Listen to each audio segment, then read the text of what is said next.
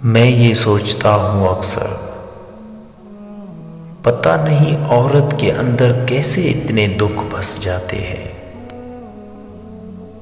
جو ختم ہی نہیں ہوتے، جن کی تکلیف سارا دن ہنس ہنس کر سہتی رہتی ہے، لیکن رات ہوتے ہی اندھیرے کی پناہ پاتے ہی آنکھوں کے راستے دکھ بہانے کی ناکام کوشش کرتے کرتے سو جاتی ہے۔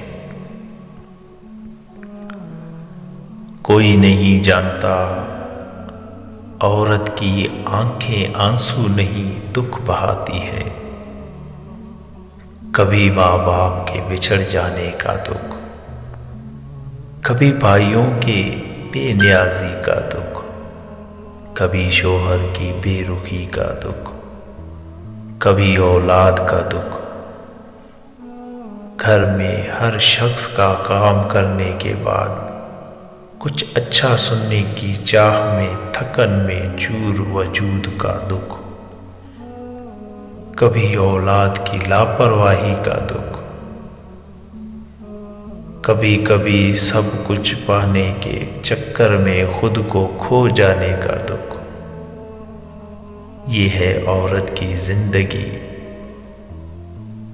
حقیقی زندگی، جو کہ وہ دکھوں کی نظر کر دیتی ہے،